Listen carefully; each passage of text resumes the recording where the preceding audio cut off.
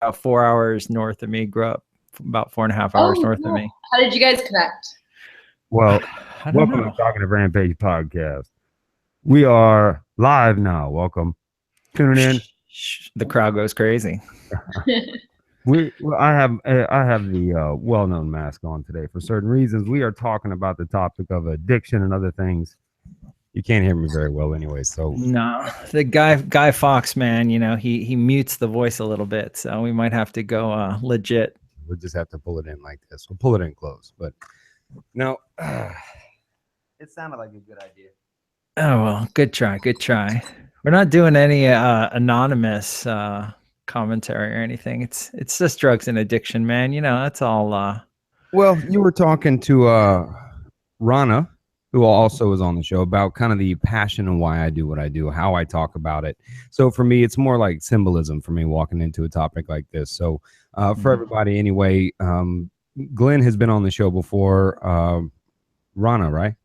Yes. Rhana has not been on the show before, but anyway, longtime listeners I know have listened to Glen. Glen is also active in the Tribe of Change on Facebook. He is the host of the Addictive Podcast, along with Seth Fitzgerald, who I do want to have on the podcast one day individually and just walk through that brain. But Glen, welcome back to the show, man. You've been gone a while, man. There's so much to catch up with you on. So for me, I guess I'm opening with the whole monologue. If you want to, actually, you know what? Go around, Rhana, introduce yourself, how you know Glen, etc., and then Glen, run off on your mini rampage about what you've been up to. Because for me, dude, I kind of want to be a student of you today. I know what grind you've been on. I know the guests that have been on your show. I know where you've been at. So for me, I kind of want to sit back and listen to what you've been discovering and learn from you. Yeah. If that's all right. But if you're first, go ahead, Rhana, introduce yourself, you know, your background, all that kind of stuff. So I'm currently a student at UC Berkeley. I transferred to the university 2.5 years ago.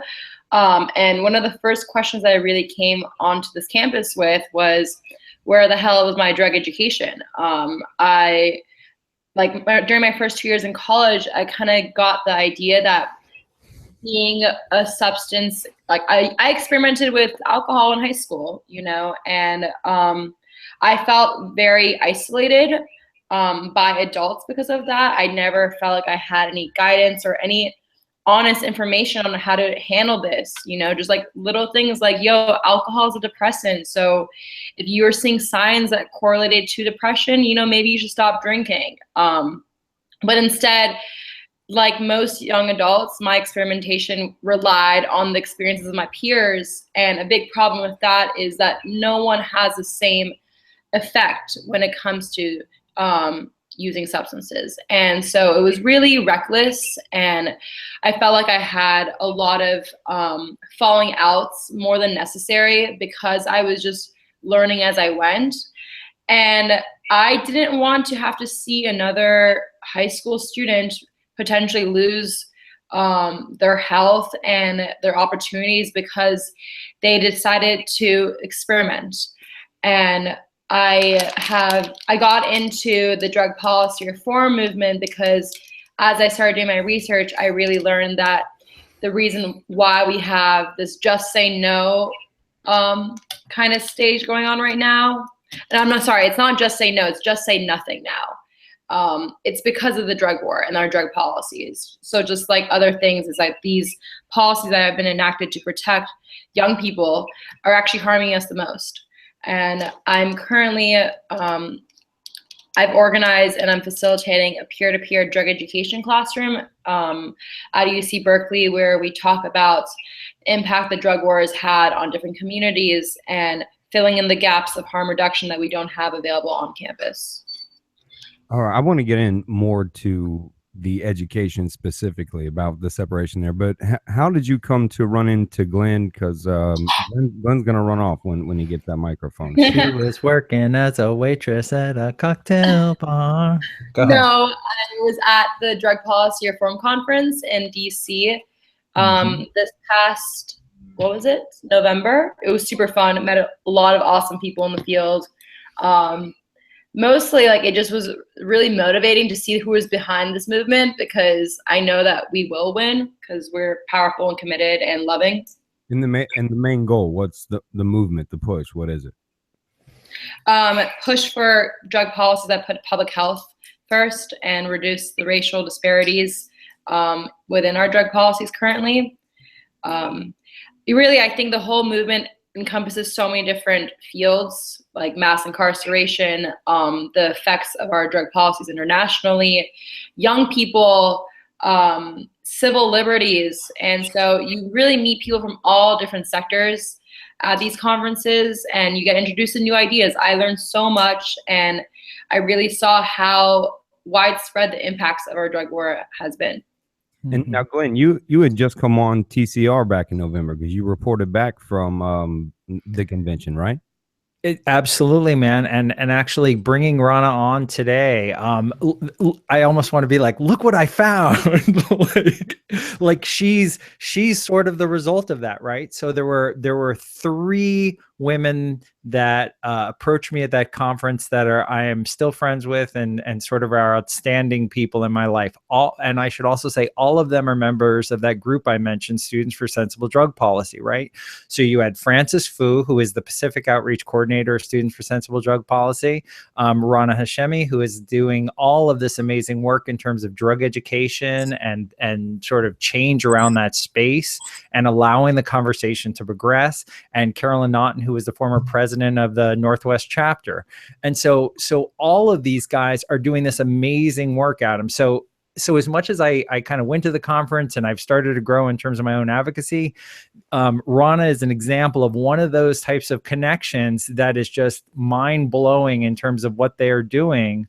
And so when I heard you yourself and Dr. Carl Hart talking about sort of the state of drug education and where things are at, nobody's doing it better than the person who's sitting in front of you right now. And so as you were going into schools and things like that, I've learned a lot from Rhana in terms of how to do drug education. And especially, these guys are younger than us, and they sort of connect, I think, a little bit better with, younger population and all that. So, so Rhana is one of the gems of this movement, dude. You're looking at like the future of drug education there, Adam. So kind of cool.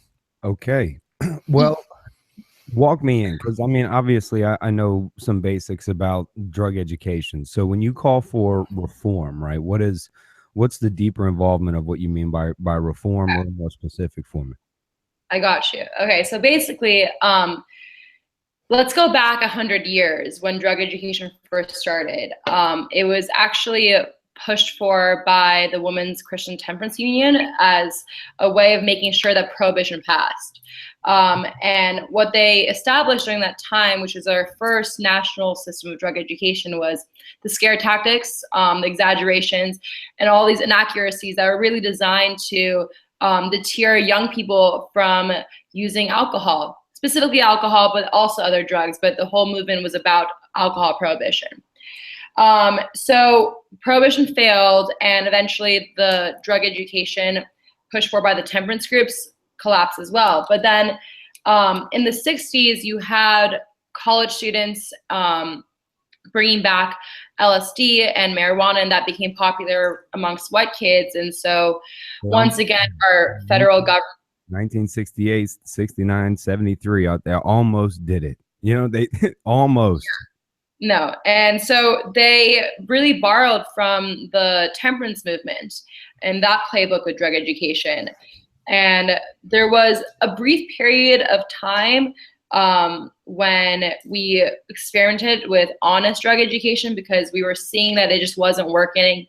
Lying to these kids was actually only fueling their curiosity more, because they got one side of the story, but then they'd see outside the classroom people were using drugs, and it was this whole revolt against the authority movement, and it was an exciting time for that kind of stuff. And so there was this cognitive dissonance that was happening when you're giving these PSA messages that this is what drugs do, but you also see people out on the streets, like adults especially, who are using and there's no problem. And so and that among the prescription drug advertising then hitting the mass media scale around the same time too.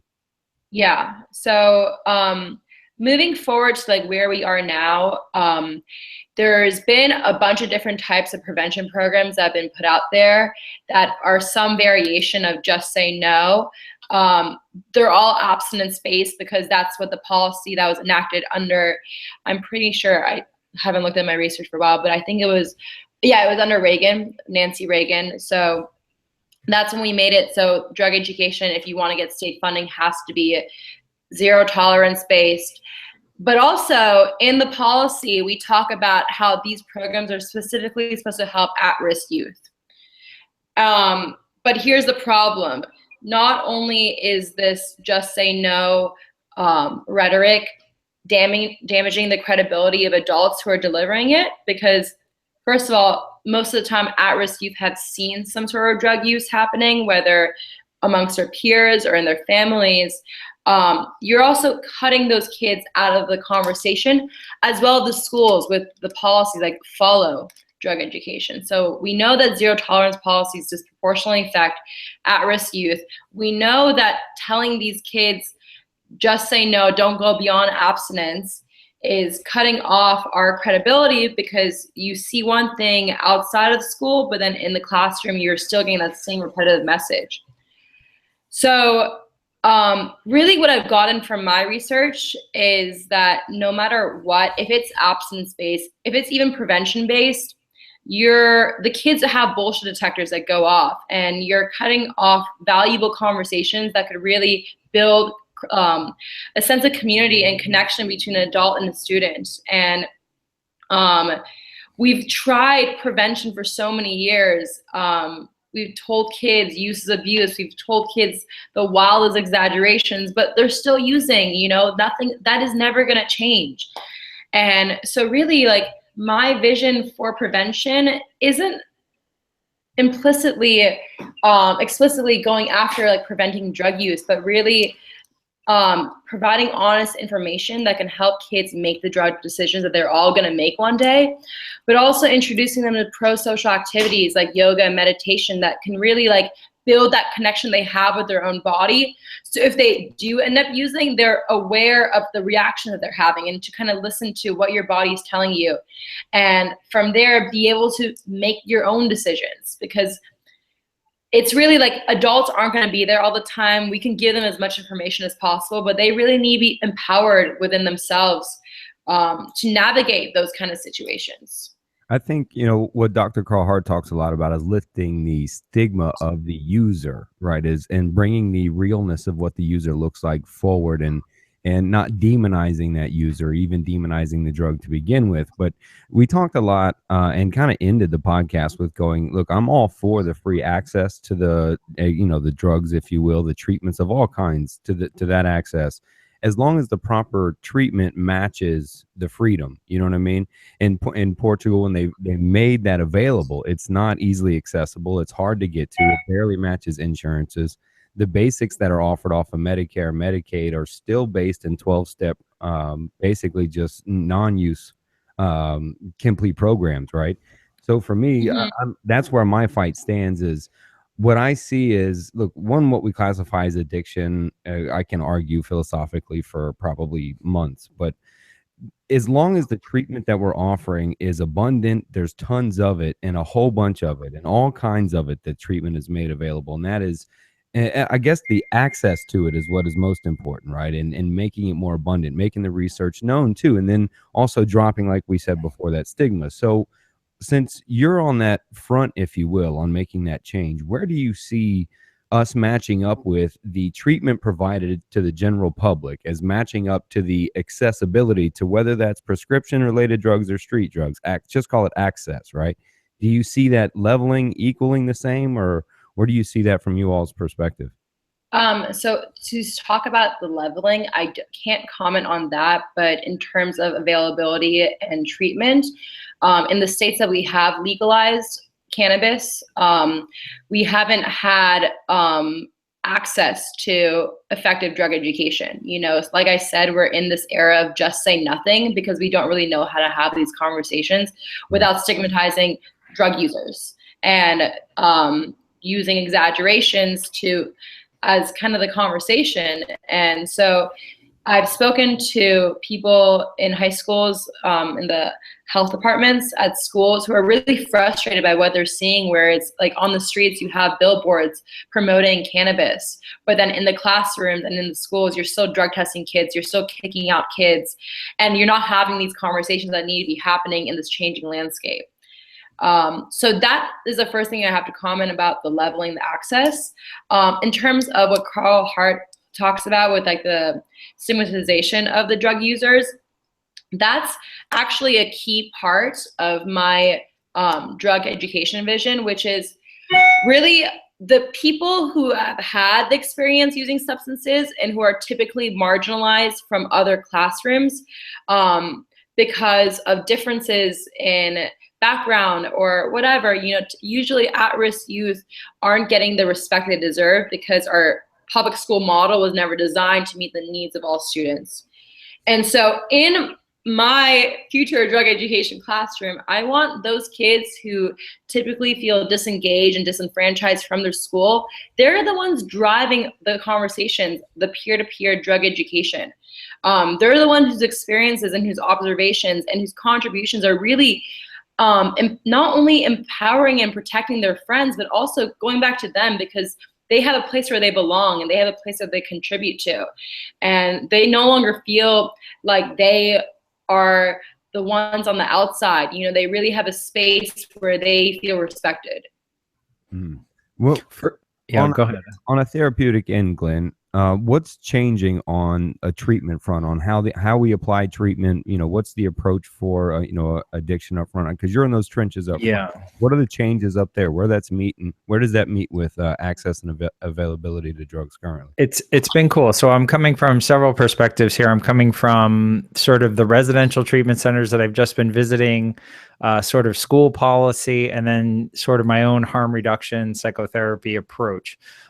Okay, so first, the good news, people are less reactive around cannabis. I think that's part of the, part of the result of things becoming normalized. So for example, in Hawaii, we have, dispensaries coming and things like that. So the first reaction always around this stuff is the same groups that always do this stuff rally together. I think Rhana, or it might've been Adam. Rhana, I was just mentioning to you, like on this one sign they had here, it's a flyer, and, the director of public health is coming to speak about cannabis. And on the flyer, it's, it's what was it that it said? It said like, light one, burnouts. Yeah. Light up, burnout. Right. So as if to, so can you imagine the hordes of marijuana users in the United States if in fact that was the case? It's 50% of the people have tried that substance. The run amok addiction problems we would be having. So that's the first thing that happens, is the same groups pop up and start saying the same thing. Treatment wise, here's the way I describe treatment, Adam, and this is so exciting. Every time I even think about this, it feels so good. So you have the spectrum of care, right? Over here, your 0 point over here is 10. And at your 0 point, maybe taking one step up from there is like, okay, not potentially killing someone when you're driving, or whatever harm reduction practice or whatever. Or maybe it's reducing by 2 drinks out of 10, or whatever kind of improvement you want to make on that spectrum, right? As opposed to conventional drug treatment, which is all the way out here, which is abstinence only. So literally conventional drug treatment has cut themselves off from the entire spectrum of improvement as a result of sort of this abstinence only, puritanically based drug treatment model. And so that seems to be still in place, maybe slowly starting to change. Where I hope to get to, and what I've been doing in my practice, man, is and Kenneth Anderson of Harm Reduction for Alcohol, greatest line ever, his motto, better is better. Simple as that. Any improvement a person can make, whether it's drug centric or not drug centric, I want to be looking at that and building upon that in treatment, right? So people are more accepting, I think, of alternative views of that. We still have that drive to abstinence. Jesus likes sobriety, apparently. That's his favorite type of citizen. And you go right through the gate with that, bro. You get like I don't know, VIP man. pass. He was the best party host, man. He turned all that water to wine and just was like, Dude, you know what's funny? It's like, wasn't he also a winemaker? I just heard that. So that freaking dude was getting bust up, like, so there's the thing. So the spectrum of care slowly increasing, at least for some organizations. Families for Sensible Drug Policy coming out more and more around harm reduction psychotherapy by Andrew Tatarski, big guy with that. Drug education still failing miserably. We're not ready to tell the kids that in case you do use whatever, which is why I'm going to drag Rhana into, schools down in YNI and hopefully get her doing that down there. So we're seeing changes, particularly around cannabis, that doesn't really help around other drugs necessarily. In terms of prohibition or reform. So very small changes. But as you know, Adam, from working in the field, what a rigid effing model, man. People are so rigid around addiction, whether it's their sobriety and this is how they did it, so this is the way it's got to be done, or it says this, and God forbid you deviate that, you're going to kill somebody, right? So there's that inherent rigidity about people worried about their lives spinning out of control, which sort of is sort of pervasive, and even with the counselors to some degree, I think. So I don't know. It's still funky, man. We're fighting stigma on many fronts, not only the mental health front itself, but also, the stigma on the user, if you will, then the stigma on the drug now, and also a stigma on the recovery, on the abstinence part, right? Fighting the idea of the disease models and a lot of other powerless acceptance type approaches. And I mean, really what I still see, though, is the removal from the environment, a 30, 60-day inpatient detox type ideal, then the pull out and a sort of moved back into the environment type of outpatient setting. Yeah. Now, I mean, so really we're fighting three fronts here. I think all three of us have a front. I mean, you're in the trenches delivering those changes. You're fighting the stigma to the youth and how they're educated. I'm kind of pushing the front that filters down to you, Glenn, of what's applied and how we're applied. I feel like there's like three kernels in the war against drugs, kind of like sitting here. And add Seth Fitzgerald on there, man. So I tell him about this residential center I visited over in the mainland, and I got to see this super high-end detoxification center involved with this university and all that. And the first thing Seth was like, dude, why is that fucking $25,000? He's like, you could bundle psychiatric, massage, yoga, mindfulness, nutrition. Yeah, you could bundle all that up for $5,000-6,000 on an outpatient basis with a sober coach every day and not have to spend $25,000 on inpatient. Well, that's kind of, if you don't mind, I want to skip there since we floated there. That difference when we talk about, service of treatment of addiction here and here, right? Basically what we're saying is Medicare funded government facility versus, I don't know, private, 8 weeks, whatever, 6 months even type ways, right? So what services are really offered from a therapeutic standpoint, and the differences between this and between this? What are those? What's that $20,000 difference? Scientifically, don't make me measure that. I'll have to forge my results. No, I mean, literally, like, what do you get at the other place from a therapeutic standpoint? Now, I don't mean a $80,000 bed. Sure. I'm in a view. I mean, what's the real difference here? So the data shows that outpatient can be just as effective. The only thing that residential centers offer is a stabilization period away from the environment. You could probably offer a similar array of services by locking someone in some desert hotel out on Highway 66, 100 miles from nothing. But seriously, it's funny. I had a parent, we were looking at, different treatment centers, and they're looking at a place like, Malibu, Cliffside Malibu, or one of these exclusive programs with the feeling of, boy, if only my kid could go there, they would really get the recovery that they need, right? As if this $50,000 a month facility or whatever somehow, the quality of the building is what's going to, impose sobriety on you. And the problem with that is it's so god darn expensive. And again, don't get me wrong, I'm all into this quality treatment. I go to this university, everything looks great over here for all that stuff. But can it be done cheaper? Do you need to go to that type of special place? No, you might need to be away from alcohol and drugs for for a period of time. But that's often, dude, honestly, that's a lot of stabilization primarily, and it's very hard to justify that amount of money. So but that seems to be the path. So from the younger generation, Rhana, what do you see as far as the processing of treatment? Say somebody is really dealing with it, they're struggling in all aspects of their life. yeah. What's the help then for as you all see it? I definitely don't think punishment does anything. The more things a kid has going for them, the less likely they will be depending on a substance like alcohol to get that sort of affirmation or that sort of feeling of being involved with the community. And so it's really like more about re-entry into activities that kind of build self-esteem and build resilience and give them a sense of purpose. I'm not an expert on this. I just have done my reading on what doesn't work, which is what we've been doing for so many years. And so you really can build off of the mistakes of the past when you're trying to figure out what to do in the future. Kind of like the rat park experiment where you had the cage with the rat who had all the toys and the rat who had nothing. That's kind of what our policies have been doing. They've been really stripping away an individual of all their toys, of all their activities, their responsibilities, their connection to their community. And so in public schools, when we kick a kid out on a first-time offense for possession or any sort of drug-related activity, you're really taking away that one environment that's going to actually save their lives. Those connections that are going to give them the ability to not rely on substances. Because I've talked to Glen about this. It's really not about the drugs. It's your relationship with the drugs.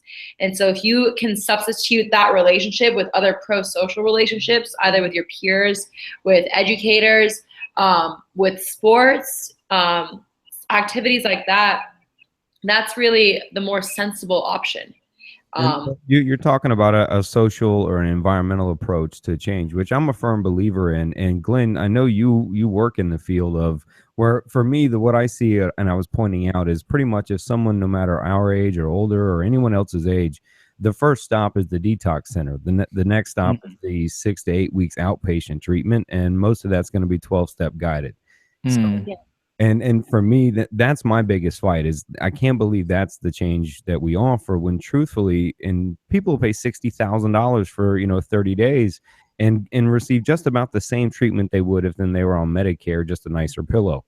Yeah. So, and maybe a little bit better trained staff perhaps and some more outside the box treatment. But Glen, you talk about Rhana there really is a resocialization or a in-house treatment, which I'm a firm believer in, that if you're going to treat it, you got to send the specialist into the home because that's the environment that the person is going to return to. So, for me, 30 days, yeah, sure. If you got to save your life to detox, sure, do it safely. From there, you got to get quickly back in the environment. And I think, Glen, you were going to homes, right? And going into communities and yeah.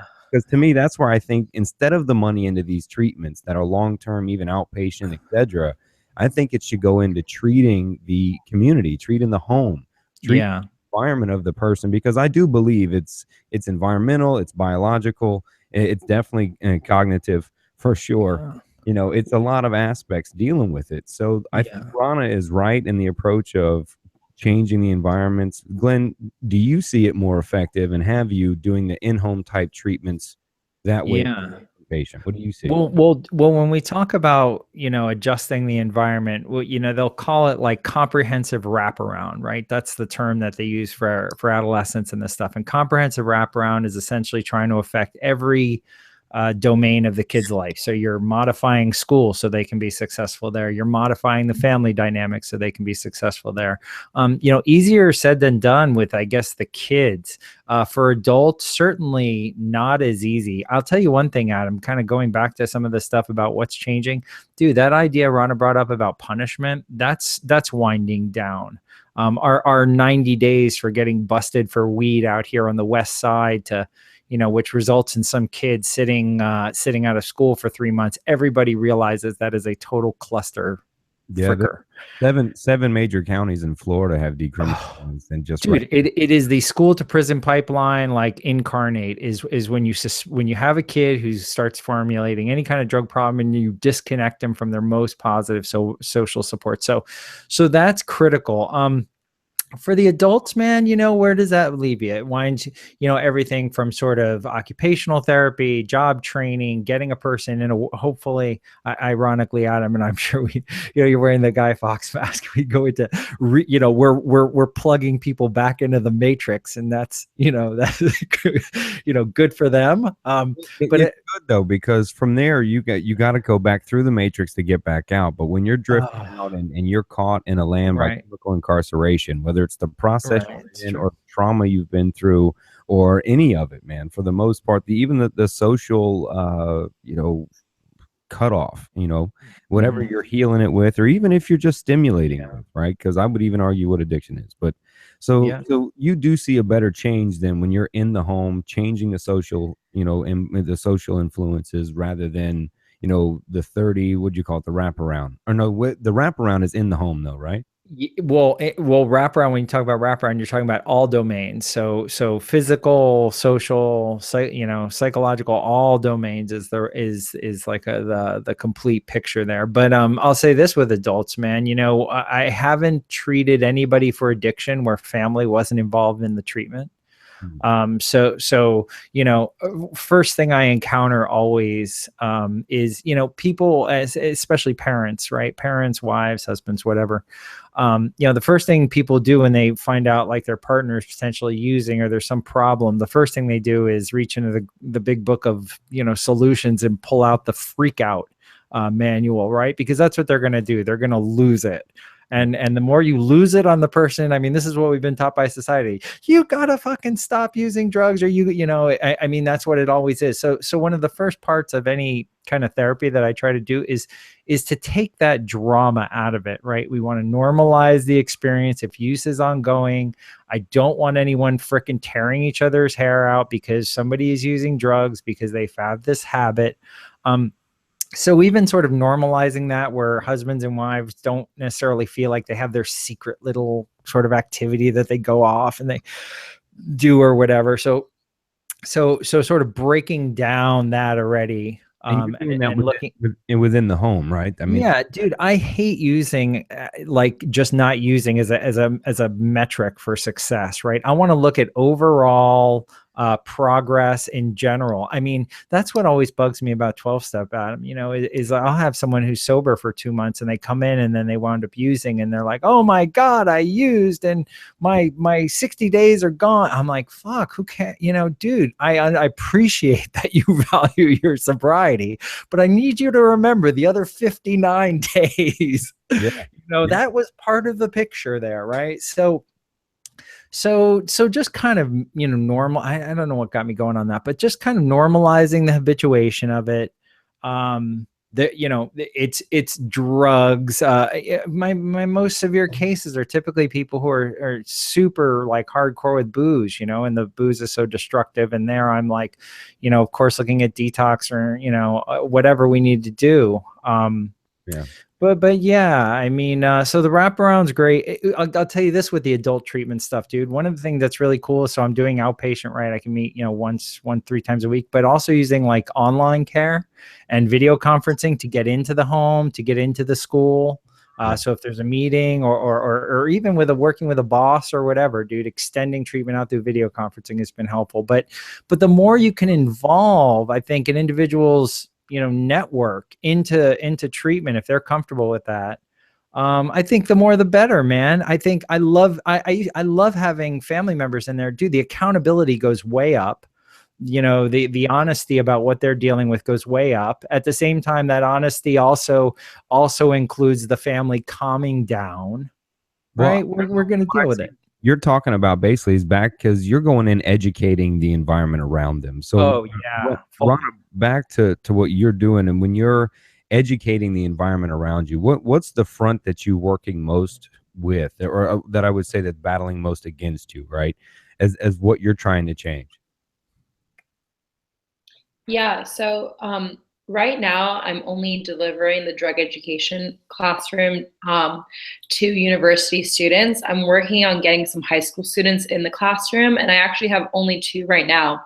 But it's really the battle comes when you are working with administrators, because there is this fear of how do you talk to kids about drugs? That's, I think, a big question for everybody. Like, what is effective drug education? Because there is no responsible use when you're under 21.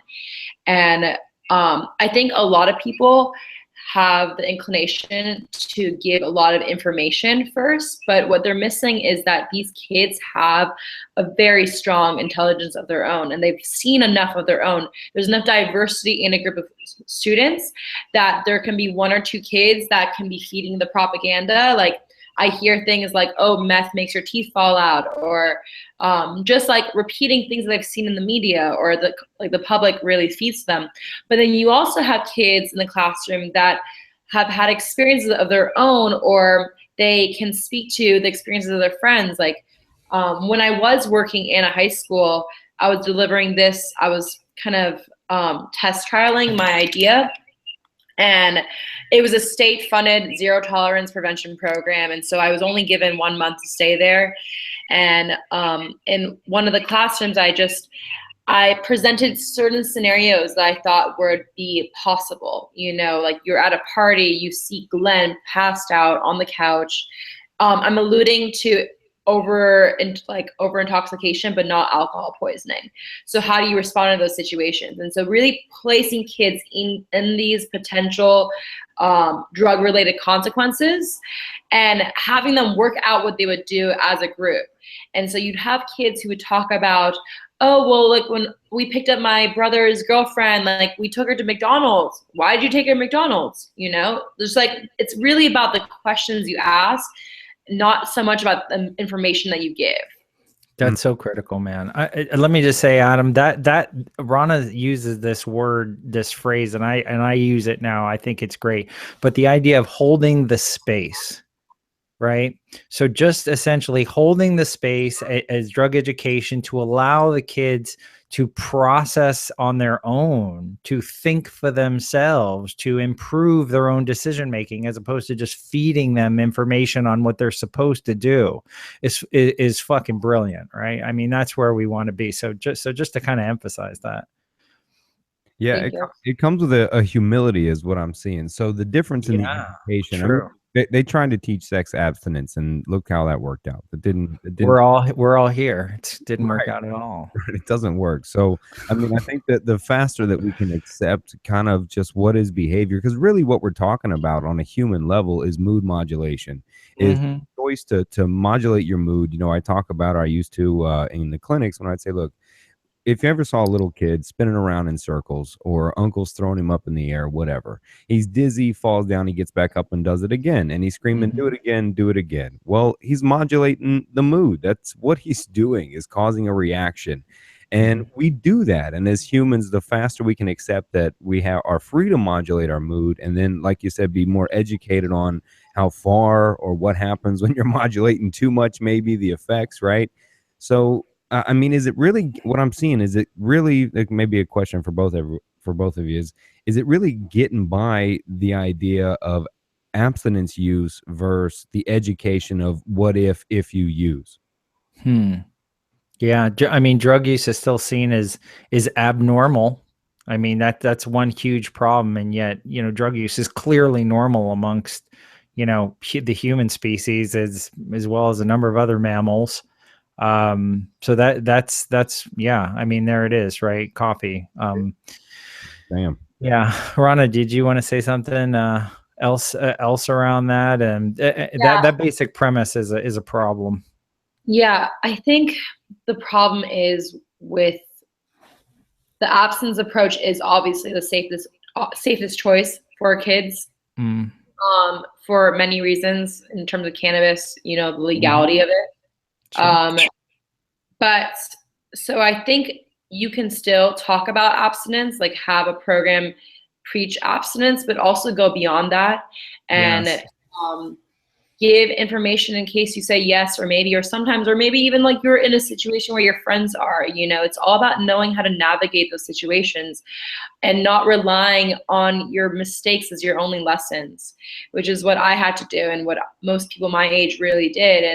And some of us are lucky enough to still have all their opportunities available, but some of us didn't make it out, and drug use really spiraled out of control when you don't have any guidance and you don't have that honest information. And so I think if you want to talk about abstinence, you got to present another side of the story, because kids know when you're lying to them. They know when you want to indoctrinate them and you have ulterior motives for the conversation. And it's really a shame that we are cutting off our connection with youth in pursuit of this like moral impurity of making sure people are staying abstinent. Yeah, I think I'm going to pull from some deep stuff, but the idea that we know we can't go back once we make a choice, right? We know that builds the anxiety itself. And so when you're placed in this situation of, if you try something once, you're going to ultimately die, end up in jail, start selling drugs, be, I don't know, as a lot of daddies fear, right, on the stripper pole, right? No offense to strippers, right? But only if you're a father. But the idea is that's kind of what I mean, is this, if you use it, this education, this demonizing of it, this battle that they put forward. And Rhana, you spoke to this at the beginning, which I thought is important, because you tell someone these lies and then eventually the kid tries something, and for the most part, it feels fucking good. And then the kid goes, holy shit, what else have you lied to me about here? You know what I mean? And you spark that curiosity. But I think, are we saying immersion education, situational education? But what, Glenn, how do we reduce anxiety for clients? It would be going, if they had a phobia, is repeating the situation, going through it, exposure to it. So I think maybe what you're talking about, Rhana, is pushing the education of bringing those kids to those situations, showing them to the real choices of it, the real outcomes of it, and maybe even the lack of research. You know what I mean? Because I love to talk. I'm a fan of the younger generation, not just because I have a 16-year-old, but because they're smarter than us, and they can they get a tough rap, and I defend the shit out of them, because honestly, parents can't lie to them anymore. So they're pissed off, right? So you can say some shit and they'll pull up the phone and just like, bullshit. They can look that up. They have everything in the palm of their hands at this point. Yeah. And how dare we in some older generation say, well, this is how we did it. I know I knew the day back in the day. I mean, hell, there's websites out there. You can take a picture of the mushroom that you have and it'll process and give you a likelihood of good or bad.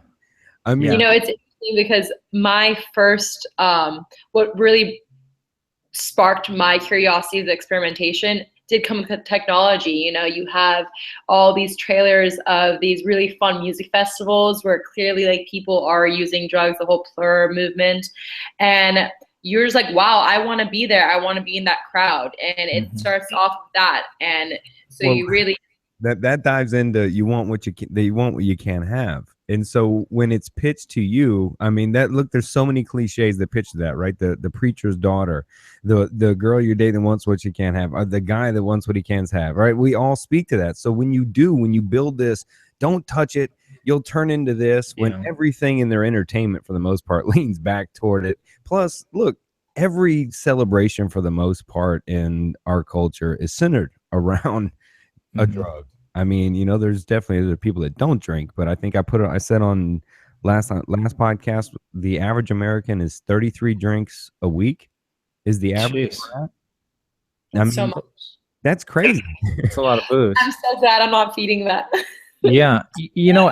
Adam, drugs are dangerous, man. I mean, that's the reality of it, and including cannabis. But how much, Glenn, goes back? Because you're in the social culture, right? And you've talked about it, Rhana. How much goes back to, I talk about the society being mentally ill. If we need to be drunk this often, I mean, not that being drunk is bad, but I mean, it's just not good for your body to drink that much, I would say. You know what I mean? And I don't want to demonize again drinking, right? I don't want to do that, but everything is centered around, everything we do is like that. But what's the society like? You know what I mean? Yeah. What's that view?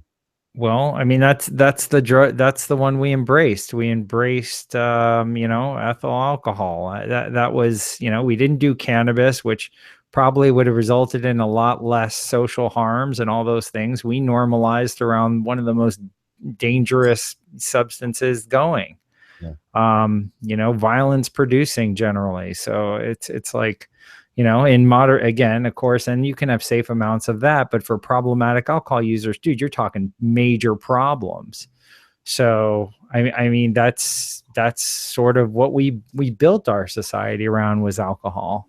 Yeah, I mean, I argue a lot of times that I think I say it a lot, but I argue that there's no benefit to a lot of people to want to be sober, because you get kind of carried along through programs, and that's good, that can help you out, but it's not efficient, right? I mean, if the return to a quality of life is not happening on what we're offering, and that's why I get so pissed off when I see him saying dumping $8.3 million into treatment. Why? So open up more facilities with more private ownerships, get rich as shit off the Medicare overpay.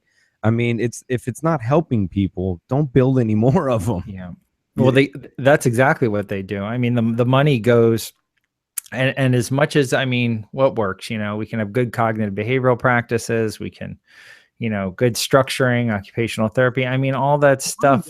You two are, Glenn. It goes to the treatment in the home and the whole wraparound resocialization, and Rhana, your side, to the education of the youth in the proper way. Because I've heard somebody educate me. Is it a standard by state or a federal standard of drug education within classrooms today? It's federal. Yeah. It's a federal standard. Same with the workforce stuff. That's a lot of the reasons why companies can't back off of drug testing, because there's a lot of federal rules around that stipulate that, if you want X number of discounts for your business, well, you sure as heck better be a drug-free workplace if you're over like 100 employees or whatever, or something like that. So there's all sorts of little things like that. Speaking to like on the federal and the state level, the Department of Education is aware that these programs are not only ineffective, but also causing these other consequences that I've been talking about, which is like cognitive dissonance and that psychological shaming that kids have when they are getting mixed messages, and also like seeing their friends being punished instead of being treated compassionately. It really just sends the message that the school isn't there to help you out. And so the research shows all this, but it seems like these programs still persist because they simply satisfy that abstinence-only rhetoric. They're not actually, they're making it seem like we're doing something about the problem, because in reality, we're just shoveling the kids who are the problem out of the school. I would say that you're actually making the problem worse by pushing the abstinence. You push guilt, you push shame. Hell, you could push a few suicides, right? I mean, you don't want to come out, or say anything, or you don't have that treatment. I mean, when I was doing community mental health, I saw such a rise in teenagers and anxiety based on the pressure to succeed, to make it to college, to be something, to either be a star, right, to make it on some level. And just a constant and very quick method to prescribe to these young kids that really, it tells me the environment that they're in is sick. The education system that we're pushing on these kids is sick. We don't need more pills, I think, in a way at such a young age, when you can change the environment, when you can reach in and shape that still a little quicker. You know what I mean? Yeah. Yeah. I really feel like our society celebrates substance use so much, and we send this message that, you can ask a girl out when you're drunk, you can relax when you're high. And we really, the idea that what's the first thing you ask when you ask a woman out? Do you want to get a what? Oh, the drink. Yeah. It's been a while. It's sad because, like we really need to be teaching kids that they are their best self sober, but like, it's not just like teaching that, but it's also having them experience that, it has to really be like an experiential process where you develop that connection with yourself. You develop that self-esteem. You can't expect kids in those stages in their lives when they're trying to figure out their identity, if they're not getting positive affirmation in their classrooms or on their sports teams. Like, where are they going to get it? Their peer groups. And oftentimes, like, in those ages, it's really, there's a huge culture of substance use, and they don't have that foundation to really love themselves first before they. And experimentation is almost to be expected. And then experimentation, immediate. It's so funny. And I think back to like high school drinking culture, like experimentation quickly turns into like, who's the expert, who gets the drugs, who can get the booze, who can handle the most. Yeah. So it's almost like they're defining their own experience without any fucking good insight whatsoever. Right. You don't have a mentor drug user. Generally, you may have some older user who's potentially problematic and why he's hanging out with high school people, maybe a whole nother issue. But sort of all of that, I mean, we're sort of, it's just sort of wing it unless you're in one of Rhana's classes. No one's encouraging you to make good decisions around alcohol. They're encouraging you to either get fucked up or not drink. So is there a curriculum? So if, let's say, someone wanted to go into schools and teach drug education, they have to meet some federal or state curriculum and touch on abstinence only? From what I'm aware of, the guidelines is that it's abstinence-based at the moment, but that's actually the research that I'm going to be focusing on this year, because up until now, I've been trying to understand the reasons why abstinence doesn't work and the effects that we have seen. My intervention following my research last year was a resilience-based drug education program where drug information is given, but the program is based on building resilience, and that is through a connection with a meaningful adult, opportunities to participate, so the class is really inclusive and interactive, and also setting high self-expectation messages. This year, I'm trying to figure out what it takes to get that program approved, what programs are currently available, how do they get state funding, and so this field is really has been undiscovered.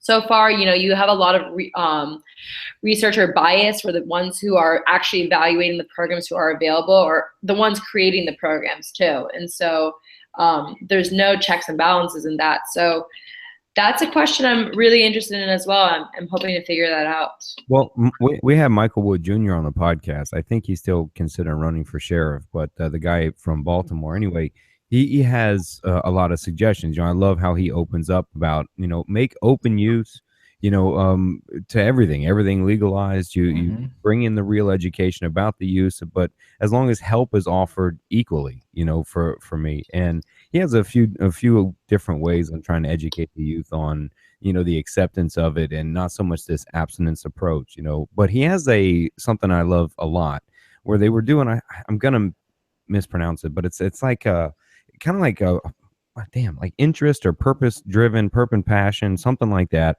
to where we're trying to help him out too, to where whether it's podcasting or painting or something that you're into, that they can find a gap for you and help you follow that dream, so and follow. And when you have a purpose, I want to remember, man, gosh. Yeah, I need that name. That's awesome. I love the name of what kind of approach it is, but he's really pushing that in some programs up in Baltimore, etc. I think they were doing them in Chicago, but I love that approach, is saying, hey, because they were doing photography, right? They were doing all kinds of different things.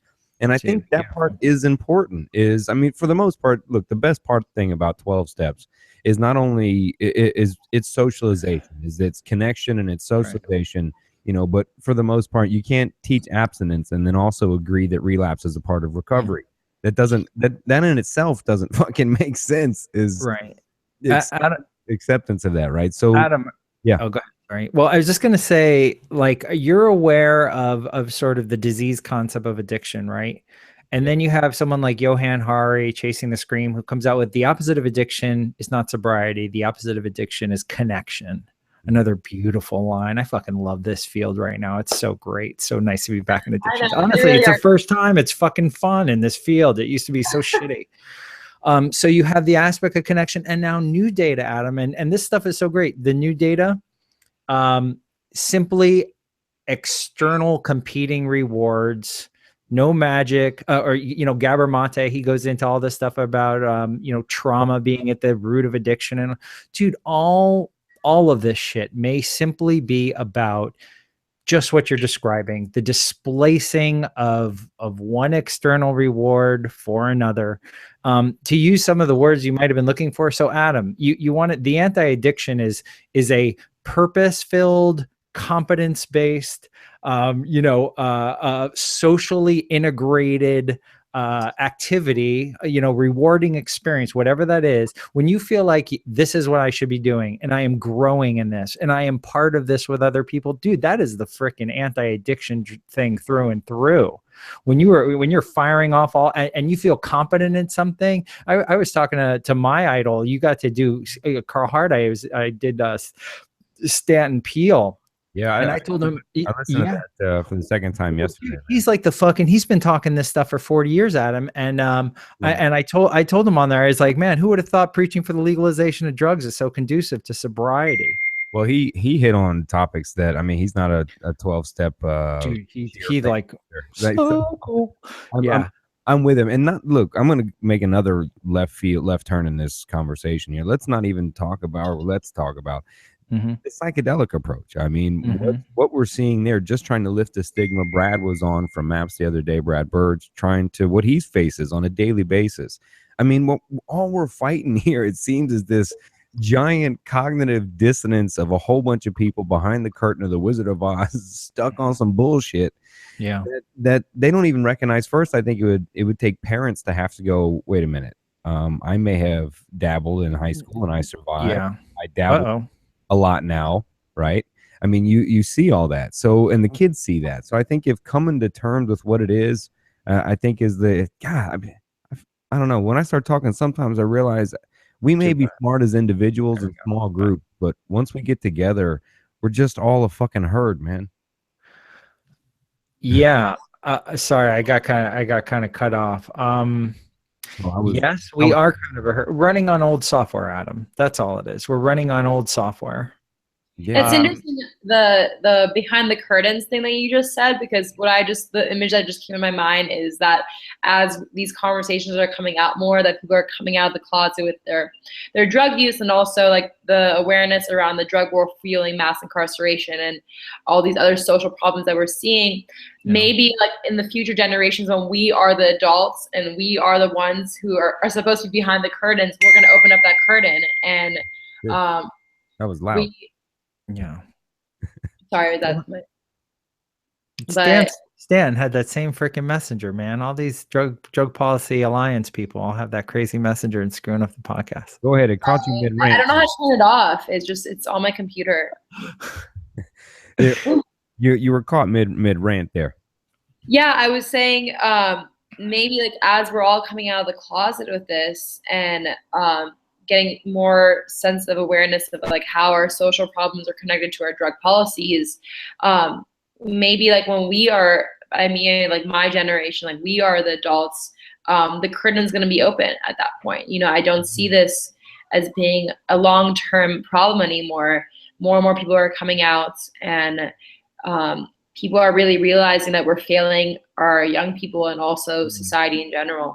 Well, that's good to hear, man. I that makes me feel better, because I have that feeling sometimes too, that it feels like it's opening up. It feels like eventually it's over, for those powers that be. But Adam, think about this, man. What you and I are like born the same time, right? So I'm born 72. So I remember when the same sort of thing was coming through, right? When it was more about like, maybe we're going to soften the approach to sort of drugs and things like that. You were born when my brother was. I'm 81. Okay, so geez, I'm the fucking old guy always. So Rhana, here's what I would say to you, dude. It can so easily swing back. You get the right guy and the right language in the White House, and we get back to, and again, I'm not sure if it's Trump or whoever, but sort of, let's make America great and, clamp down on these drugs. I've seen that happen. I've seen the conversation go both ways. I've seen when Drug Policy Alliance and Ethan Nadelman and all these guys are working it and it's going great. And then I've seen that whole conversation shift Well, like, oh, it's money, Glenn. That's right. That's what we're talking dude, about. it's weird. It's like whether it's the money or the mood or whatever. Now there is a lot of special interest, of course, pushing to keep marijuana illegal and all that stuff. No question about it, and keep the whole prison thing going. But it's still the narrative that carries the bullshit, right? I mean, someone gets that right narrative, whether it's just say no, kids, or whatever the fuck that is. And Rhana, God help you if you see this, because, and like you're saying, Adam, all these guys have all this information, fucking Rhana, all these guys super smart. They're all wise to this stuff. No more Sanders. Let's, Sanders kind of sort of had his shot, and all these guys, right, Adam, were behind that, and that sort of the whole thing gets shut down, right, with sort of the Bernie thing, and we're going to get Hillary. That I wouldn't surprise me to see again some horror show when it comes to drugs, and then all the millennials are going to go ape shit because they know this is so fucking wrong. But man, you can't estimate that power. I think the politicians have found a way to make more money on it. Once they find a way to fully make more money on it, legal, that they can filter out it being illegal. Right now, there's a lot of jobs and money and budgets to fill. So big pharma is helping fill some of those budgets right now. Once they can get enough treatment centers out there that are funding the treatment, and once they have the patents pretty held down and what they're going to do with marijuana, then they can release these things, own the patents, and they'll allow that transition. And I mean, I made some weird prediction a long time ago. I said the government's going to swoop in sometime and look like heroes, and they're going to kick out big pharma and go, we're here to the rescue, and we've legalized these 4 drugs for usage that are all naturally existing, but we happen to own the patent to all of them, and you can buy them at one of the 4 giant corporations that own the rights to them. It's already happening. Look at Kratom, right? So Kratom or whatever, that's a drug being used as a nice substitute for apparently opioids and things like that. And it, they just banned it. They make it Schedule 1, but it turns out that there's some large pharmacy company who has like 2 of the, analogs or something like that, fully patented for depression, like ready to go. Started 4 years ago. Yeah. What, the Kratom thing? Yeah, they were producing the analogs of it. They think that started in 2009, and so this was like all in the works. They can't monopolize on a plant that grows everywhere. Once the TPP agreement fully goes through, this actually allows multi-corporation companies, multinational corporations to patent naturally existing plants if that TPP fully goes through. So we forget, that the entire illicit drug models are completely intertwined. I mean, if you look at American drug policy going back, we've always used legitimate, we've always been sort of the purveyors after World War II, I should say, when we bombed the shit out of Germany and Japan and disrupted all their fucking pharmaceutical, industry, which was the world leader. So ever since then, we have always had this interplay between legal drugs and pharmaceutical companies and illicit drugs, and how those things fit. And we can pull out cannabis or the CBD out of weed, and we can patent that, and so that becomes beneficial, and then it becomes beneficial to keep marijuana legal. All those things are taking place behind the scenes. Well, from a behavioralist based, even just a foundation, it seems by trying to take away mood modulation and only offering one dangerous route in alcohol for GABA agonist cost, you're dehumanizing. You're eliminating critical thought outside of the box experience. Sure. I mean, what you do is you help perpetuate it's a depressant, I mean, I have nothing you have against synthetic drugs coming up too. Kids are going to find another way of getting that high, and whatever's available to them. And what's new now, Rhana and Glenn? You're both in trenches. So what are the new things? I've seen certain things on the rise. So bring me up. What's some of the new stuff that maybe some other parents don't know about? For drug treatment stuff? No, not treatment, but actual usage. Things that oh God. Gray market. Yeah, I mean, for example, like MDMA is pretty popular around young adults, but what most people don't know, and because we don't have drug testing kits available for kids, but it's actually bath salts that are being distributed as MDMA. Oh, and most kids aren't trying to do bath salts. You know, they're just trying to go to a rave and have some fun and like feel good and love everybody. But they're getting bath salts oftentimes, and there's no way of knowing that unless you have a drug testing kit, which is available. DanceSafe distributes that, but most people aren't aware of it. We don't promote that. We offer that in our classroom. You know, it's available for students alone. Because my idea is that oftentimes if you know what you're taking, if you know what it is, you're probably not going to take it because it's usually not what you think it is. Yeah, I think one of the stats is what is it? It's either 4 or 14% of all the so-called Molly confiscated by the DEA is actually authentic Molly. I mean, that's a slow end. That's a low. Yeah, about 1 in 20. That sounds about right. Yeah. I don't know too much about, luckily, because I live in California, we never had a big issue with the synthetic weed. I know there is stuff like spice out there. But look, I've never said this story, but I had an experience with spice, Glenn. Let me tell you, there's one drug, man, that I am anti, bro. And yeah, we only have our beliefs based on our own experience, so I know that. So don't get it twisted, right? Dude, you with that and me with salvia. Salvia was completely legal. I bought a bag of that shit. It looked like a trash bag full. There was so much of that crap. I took one little thing and fucking hated it. Dude, from this day, it's why I hate the movie The fucking Prince of Persia, right? I had a long fucking work day at the club. I came home that night. I had this thing rolled up, ready to go. I was like, watch a movie, fucking chill. I'm 3 puffs into that thing, man. Before I know it, I'm hyperventilating at the top of my steps, man. I rolled down my fucking step. Now, I've been higher than you ever seen high before. So this isn't where I was. You know what I mean? My heart rate was through the fucking roof, dude. I was sweating from all pores. I mean, I thought I was going, man. I was sitting on the couch, dude, for like 45 minutes having to do some deep breathing tactics and shit. Sure. I mean, it's not stoned like high, man. I'm telling you, it was a different place because I was blacking out between walking from the stairs to there. You know what I mean? Cannabinoids vary so much in their effect. First of all, this was synthetic. This wasn't. Yeah, well, that's what I'm saying. So synthetic cannabinoids, dude, they make, these minor little changes. And not only that, but when it comes to cannabinoids, dude, different dosages can have drastically different effects. So at a and we're talking like microgram type quantities here, and they're just spraying that shit on the plant material, whatever. But, you can take a small amount of that stuff and sort of have like a slightly slightly euphoric effect. Well, take a little more and all of a sudden you feel super fucking paranoid or super dizzy or super hallucinating. I was a veteran at the time, so I rolled the whole thing up. You know what I mean? So I'm just you're a champ, buddy.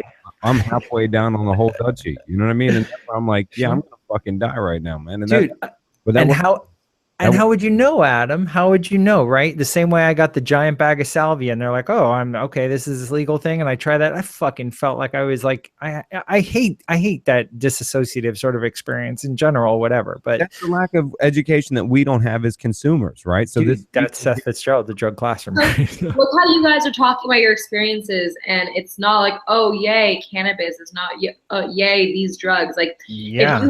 If you had the space to have these conversations in the classroom because here's the thing, like I hear 16-year-olds saying the same thing you did. Like I learned about spice and salvia from them, and it's nearly identical stories. This is where peer education comes in, because you're more likely to listen to your people who are on the same social level and who are sharing honest experiences, and not like, imagine if a teacher was going up and saying, like, you have this crazy experience where you are higher than you've ever been and it's not good. They're not going to be accepting to that. But if they're hearing their peers talk about it, they're more willing to listen and to really take that in. Well, yeah. I that approach with my daughter, man. The honest truth with me is hers, that I'm honest about what it does to you, what experience it is, what it feels like, what you're going to experience when and if you choose to do this or that. Yeah.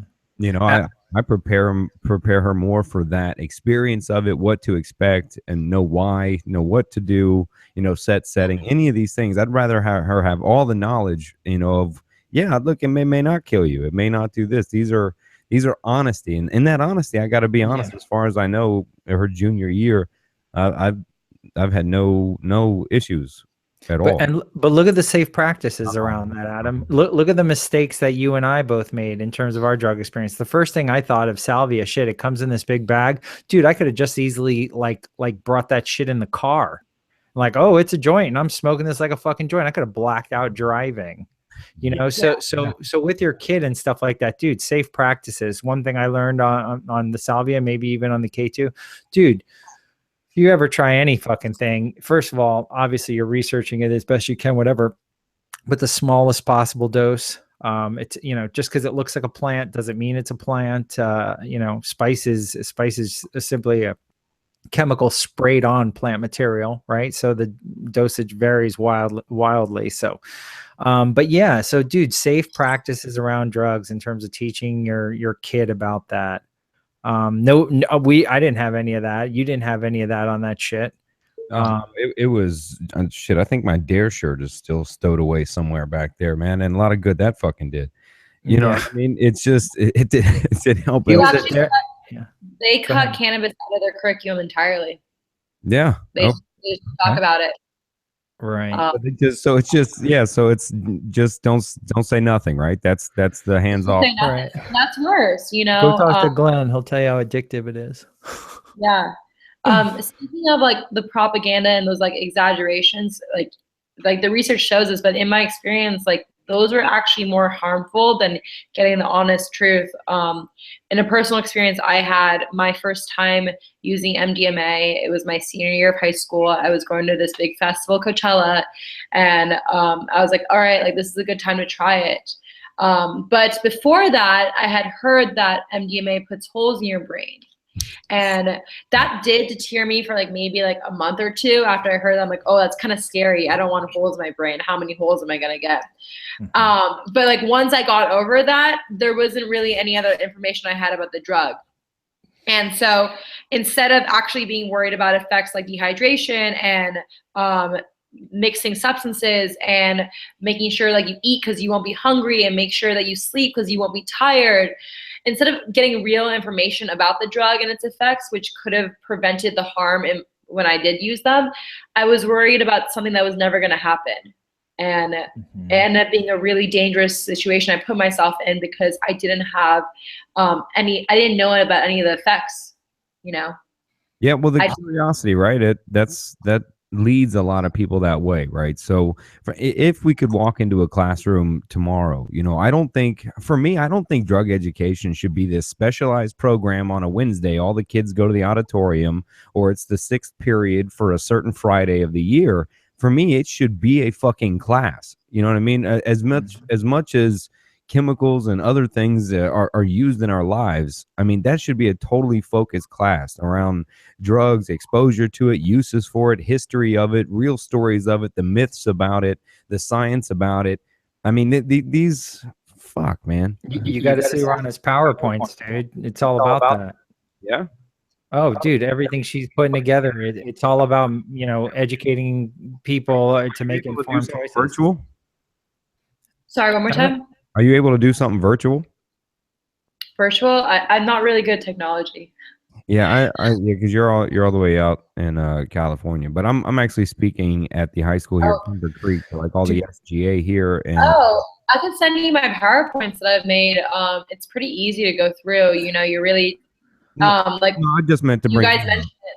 Just for you, and if you had a program that worked that way, that they have a safe program there that they utilize, that I try to get in touch with as many resources for them as they could. You know what I mean? So, well, Rhana, what do you think about so the two programs that are on the books right now? So number one, the Safety First program out of Drug Policy Alliance. By the way, it is still DPA. Okay, they used to be Drug Policy Forum. I get that confused in my mind sometimes. But yeah, or the Students for Sensible Drug Policy, the curriculum there. So what do you think about those? And because I was thinking, Adam, grabbing onto like Safety First or something and bring that to the school. That's very neutral and sort of supportive. Yeah, I'll do some more. is still in the books. They're working on developing the curriculum at the moment. It's not available yet. SSDP's peer-to-peer education program is available, but the difference is that it's just basically it's a big compilation of different resources that you use, and that was really the foundation for my program, which is really nice because you have everything like neatly organized and talking about like what these articles are about, but you really pick and choose what your community needs. And so each week I develop a new PowerPoint presentation based off of the conversations we had last week, you know, like what kids brought up, what are the biases that I'm seeing come up in the classroom.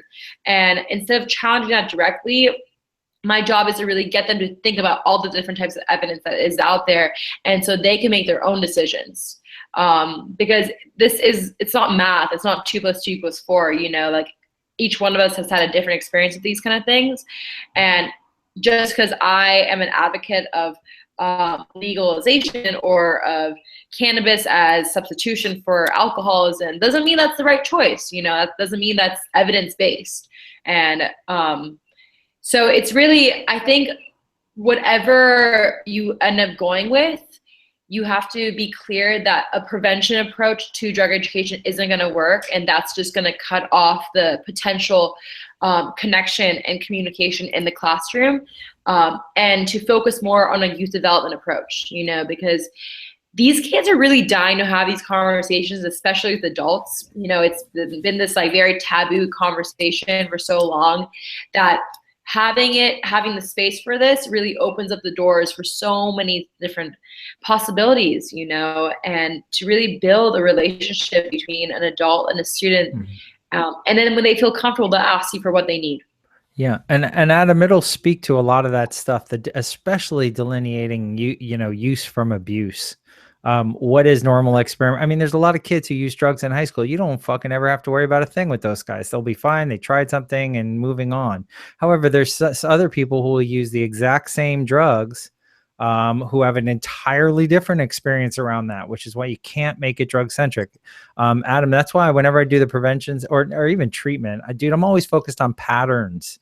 What is your patterns? I don't give a shit if you do something, you know, once, whether it be drugs or anything, but what sort of habits are you introducing yourself, and how are those habits likely to play out in the future? Nobody wants to be a fucking drug addict, you know, generally. I mean, I don't know anyone who sort of strives to that or whatever. Do you find a way to kind of work in responsible use into what you're doing? Dude, working in responsible use. So for adolescents, you know, first of all, we'll look at, you know, all the realities of sort of brain change and sort of the increased likelihood of substance abuse if we're using younger and all that stuff. But mostly, like when I think about recent sessions I had, I want to really have the kid hyper aware of their relationship and their patterns of use. Right. So, dude, are you on occasion, or when you go to birthday parties on occasion, you smoke at parties, or are you buying a fucking quarter ounce each week? Right. Same weed, very different experience for how that may play out in your life. Right.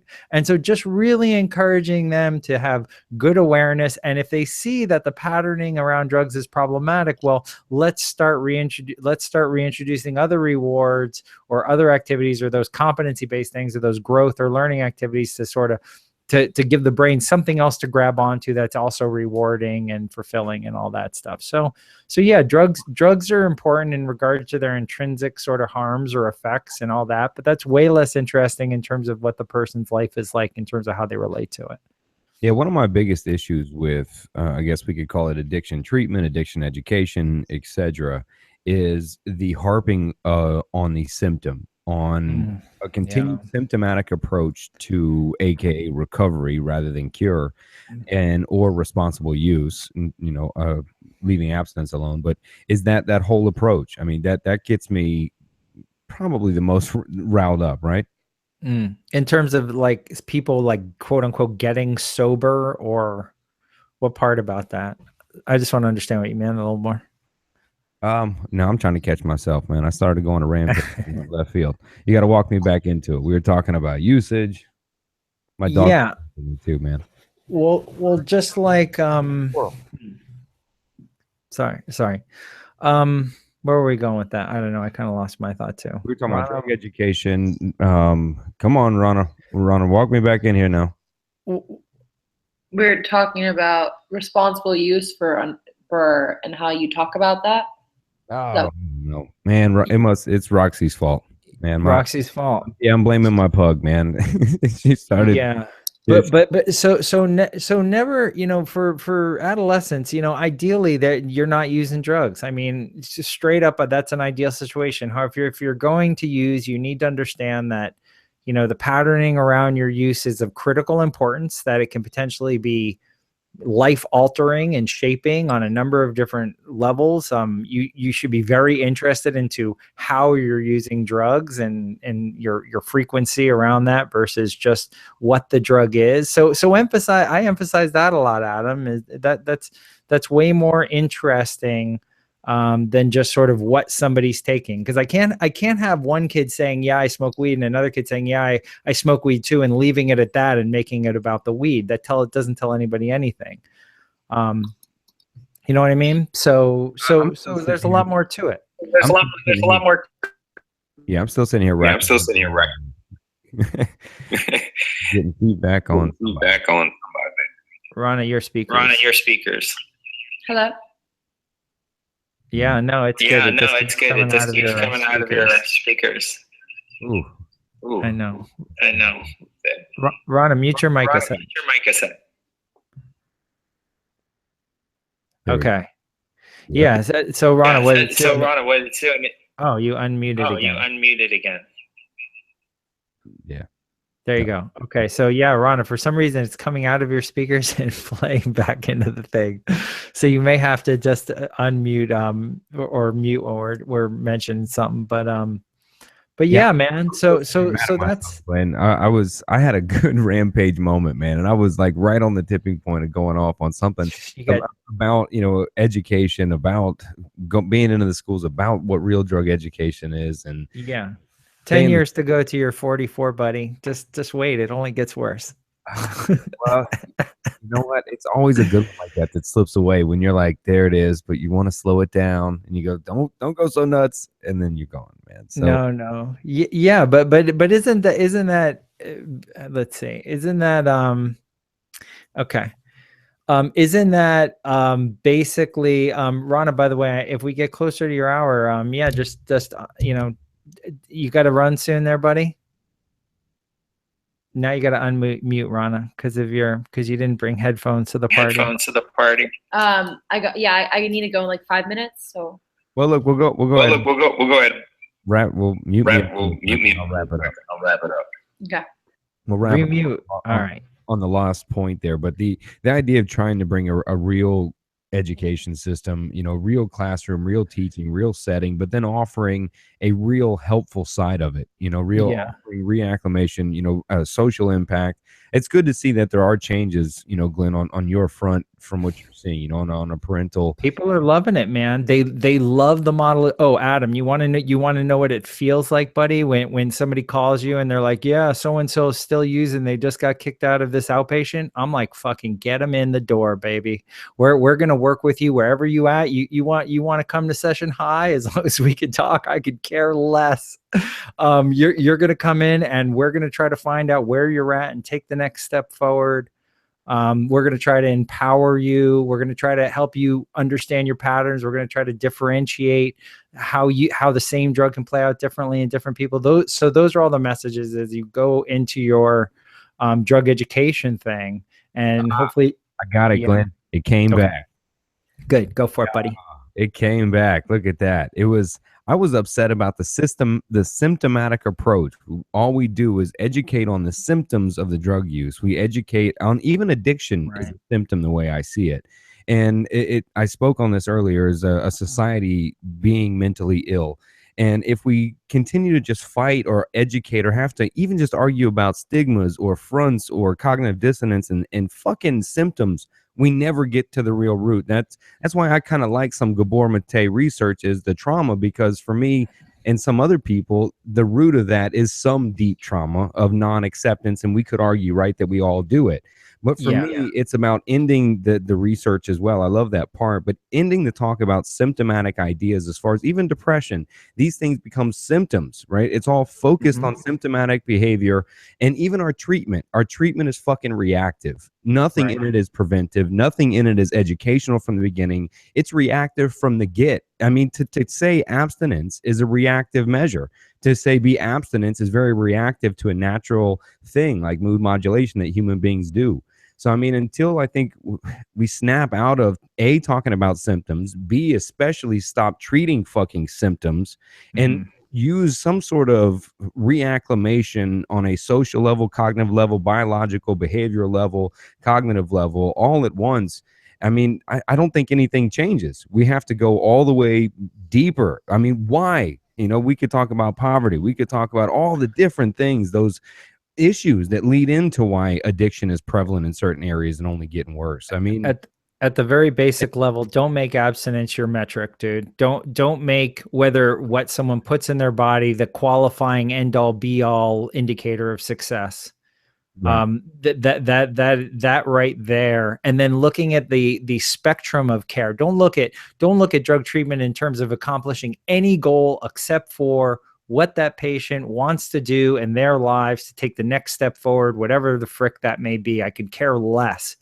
Whether you want to go play I'm not joking here. I had one guy come into drug treatment, and his whole thing is like, well, we're setting him up with saxophone lessons. No bullshit, right? So like his whole life was about throwing away this fucking music career and now getting him back to like his passions and all that stuff. So looking at all this as a spectrum, Adam, that's the difference. Looking at addiction as a spectrum, looking at treatment as a spectrum, looking at drug use and the relationship to the drugs as a spectrum. There's no absolutes in the business.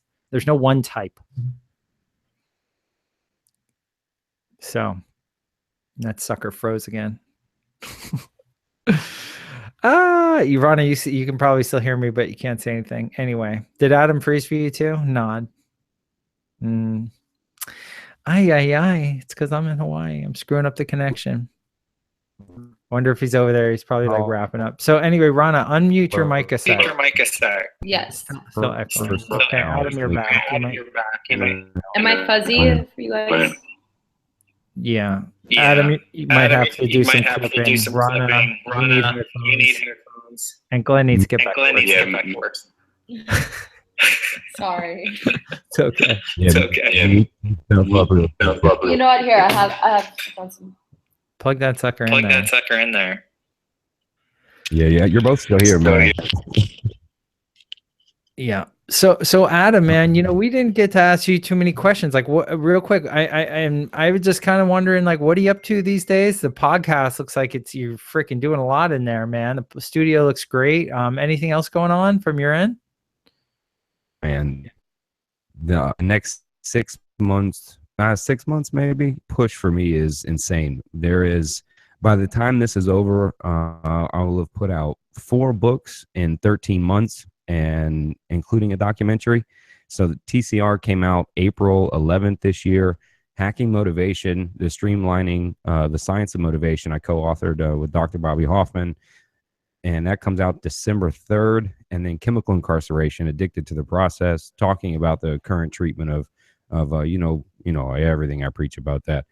That book comes out in February, and then I look to hopefully finish the documentary by May, Chemical Incarceration, and The Killing Fields, Athletes' Depression, will come out in May next year. All of that is the next stretch, man. I'm pushing for home field, man, because after that's done, that's 4 books, a documentary, a podcast, bruh. I'm taking a fucking break after that. Yeah. After this push, man, I well, dude, thank you for your interest. And again, I know you're passionate and come out of the field, but man, I reform this fucking drug war, man. We're burning this shit down.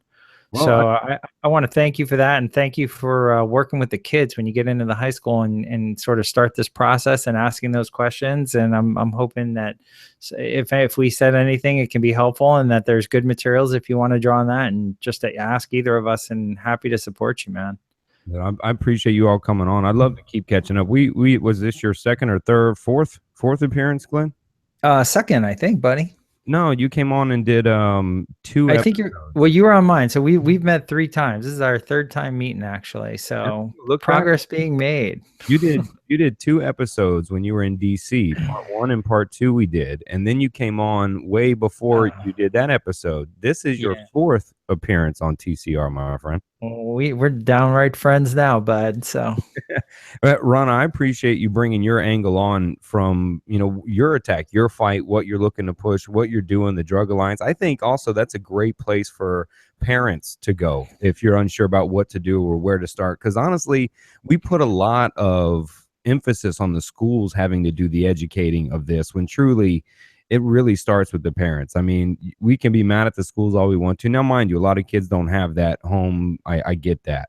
But the ones that do should not be the ones bitching. It's your job as the parent at home to educate your child to do that, not rely on the school. But I mean, I'd love to keep bringing you all back on. The more about that and your fight, Rhana, as you go, and the more you two all work together to do programs in schools, I'd love to keep talking about this, you know, regularly like we do. Dude, I'll say real quick, I'll say for parents, don't worry about fucking convincing your kids. Do your best to help shape their peer group into a positive, supportive, you know, situation. Peer group's a huge influence. Parents actually don't have much say. So yeah, parents, don't blame yourselves. Fucking check out who your kids are sort of hanging with and develop and see if you can't nurture that social environment to be the, you know, where your kid's hanging with other kids that they want to be like. Hopefully in a positive direction. I would say that. I love that. Rhana, take us out, man. Rampage us out of here. You take the outro. Rhana, your mic isn't working now. Because you plugged in the headphones, buddy. Oh, okay. There you go. I think there's a lot of scare tactics out there for parents too. You know, like as a parent, you find out your kid is using something like Xanax, like benzo. You're not familiar with that. You look on the internet. It's super scary stuff, you know. And so I also hope in the future, as we're moving forward with offering kids more honest information, I also hope there's a side that's addressing the parents and helping them figure out how to react and calmly, hopefully. Yeah, calmly, exactly. Like how to approach this conversation, because you know it's a really scary idea. It's and it's foreign to them. So I don't know. I think in general we need to switch our approach from being in this reactive, punitive approach and really understanding that that's exasperating the problem, and that we, like Gabor Mate says, that we really need to just reconnect people. And what would you tell? That's how. What would you tell the kid today?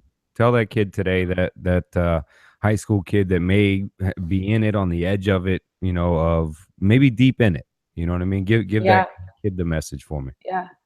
I think you have a lot of potential and that you're going to do a lot of change in this world. And you are your best self when you're sober, and that there's adults out there who care for you and will help you with whatever you need. Yeah, guys like Glenn are hanging out in Hawaii doing that, man, over there saving people, trying to save families, saving lives, dude. Thank you both for being in your own trenches, fighting your own wars. And anytime, Glenn or Rhana, if you need this foxhole over here and this microphone machine gun here, it's open to both of you and any of your causes anytime. Thank you so much. Yeah, thanks for having us on, Adam, and we'll keep going at it, man. It's been an amazing journey, and I look forward to continuing. And please, Adam, if you ever want to do more with drug policy reform, let's rock and roll, man. We're in it and happy. Love that message getting out. So thank you again. Anytime. Send me the top 3 like policies that are on like the hit list. And let me dive in and go all cognitive rampage research on them, man. And I see if we can pull one out. Maybe we use this powerful tribe of change that we're linked to. Rhana, make sure you link to it on the Facebook stuff. Okay. But maybe that's something we could get the tribe of change behind, is to find one of those, you know, top 10 most wanted policy reforms. And, you know, let's target some shit, man. I got 6, 7, 8 months. I'm grinding hard. So throw something in the fucking cognitive rampage pile, like a policy target, man, and let's feast on something, man. You guys almost got medical down there with in Florida. You're finally breaking that stuff, so you're getting there. Yeah, I don't know. Yeah, we're trying not to get eaten by alligators and sprayed by bug stuff and Zika virus poisons. That's all good. I love Florida, man. Don't let anybody knock it. They don't know what they're talking about. That place is fantastic. It's awesome. Miami rules. All right, buddy. All right, y'all. Take care. All right, guys. Bye, Take guys. care. Good Have to a go. great day. Aloha. Take care. Bye-bye.